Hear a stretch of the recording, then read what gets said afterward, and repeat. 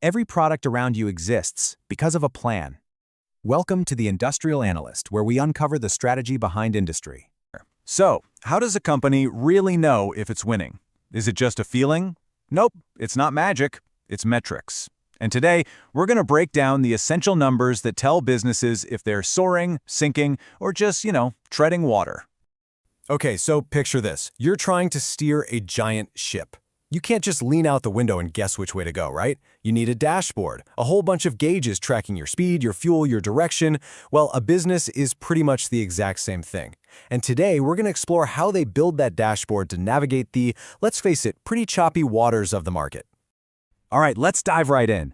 See, before you can measure anything, you've got to be crystal clear on what you're measuring and, maybe more importantly, why you're measuring it. This is the absolute foundation of everything. It really just boils down to these three core ideas. First up is the criterion. That's the what. Let's say you're tracking customer satisfaction. Then you have the measure. That's the how.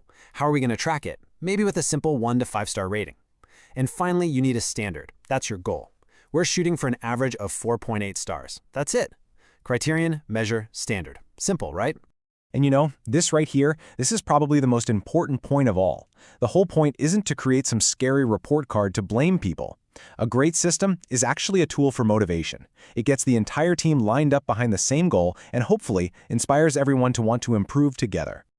Okay, so let's see how this whole dashboard idea actually plays out across a company. Because trust me, the gauges on the factory floor look way different from the ones in the boardroom. But, and this is key, they all have to be connected.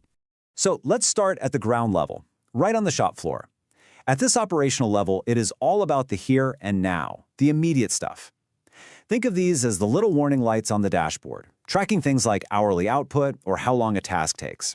It helps managers spot problems in real time and fix them right then and there. Okay, now let's zoom out a bit. We move up a level to what we call tactical metrics. This isn't about the minute by minute, it's more of a weekly or monthly view. This is where you connect that daily work to the bigger plans, tracking things like how fast your inventory is selling or if you're on track with your budget. And then, all the way at the top, we hit the strategic metrics. This is the big picture, the 30,000-foot view from the boardroom. These aren't about daily output at all. They are all about the long-term vision, tracking huge things like market share, overall profitability, and the company's growth over years. In this slide, this is where the magic really happens, where you see how it all connects. It's called the integrated measurement model. Just look at how it flows upwards. The individual goals at the bottom support the team's metrics, which in turn fuel the department's goals, and it all ladders up to the company's main strategy at the very top. It's all designed to make sure that every single task, no matter how small it seems, is helping push the entire ship forward. So now that we've got the different levels down, let's talk about the specific tools managers actually use to build these dashboards and keep track of what really matters. All right, the most famous tool in the whole toolkit has got to be the KPI, the Key Performance Indicator. And the genius of a good KPI is its laser focus. It forces you to ignore all the random data points, the trivial many, and just concentrate on the critical few, the numbers that are directly tied to hitting a big, important goal. Oh, this is a fantastic visual. I love this. It's called a KPI tree, and it works exactly like a family tree, but for a single goal. See, at the very top, you've got the main objective, delivery reliability. Then that branches out into the things that make it happen, like making sure orders are accurate and deliveries are on time. And it keeps breaking down into more specific, measurable things you can do at the root level. It's a beautiful way to see how tiny actions contribute to a huge goal. Okay, another really powerful tool is something called the Balanced Scorecard. And its real genius is that it forces you to take a holistic view of the business. Instead of just obsessing over financial numbers, it balances the dashboard by making you look at 4 key areas. How do our customers see us? What internal processes do we need to be amazing at? How are we doing financially? And finally, are we still innovating and learning? It's the perfect way to make sure you're not just chasing short-term profits at the expense of long-term health. At the end of the day, no matter what you're measuring, the story often gets told in the language of finance. So let's quickly look at some of the key financial ratios that act like chapters in a company's storybook. Financial ratios are usually broken down into these 5 main groups, and you can think of each one as a different chapter in a book, telling you a very specific part of the company's story, from its immediate short-term health all the way to its long-term value in the market. So let's just compare 2 of these. On the left, you've got liquidity. That's all about short-term survival. It basically answers the question, hey, do we have enough cash to survive a little bump in the road?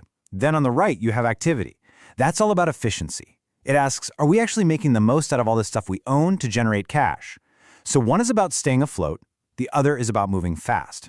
So let's drill down into a classic activity ratio, inventory turnover. The math itself is pretty simple, as you can see. You just take the cost of all the stuff you sold and divide it by the average value of the inventory you had sitting around. But what does that number actually tell you? Well, it tells you one simple thing. How fast is the stuff on your shelves turning into cold, hard cash? A high inventory turnover number is a fantastic sign.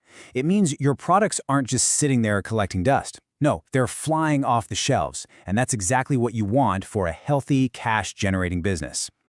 Okay, so a dashboard is awesome for telling you how you're doing right now. But let's be real, that's kind of like driving a car while only looking in the rearview mirror, right?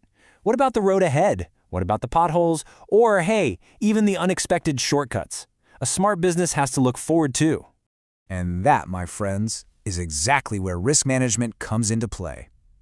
You can think of it as the company's GPS for the future. It's this whole process of scanning the horizon for potential problems, figuring out how bad they could be, and then making a plan to steer around them, or sometimes even turn a potential risk into a golden opportunity. And you'll see from this diagram, this is not a one-and-done kind of thing. It's not a checklist you just tick off. It's a continuous cycle. You're constantly on the lookout for new risks, you're analyzing them, you're figuring out how to respond, and then you're monitoring the situation. It's a loop that's designed to make a company stronger and more adaptable over time. So if there's one big idea to take away from all this, it's this one word: connection. A really effective performance system draws a straight, clear line from the daily tasks of every single employee all the way up to the highest, grandest goals of the company.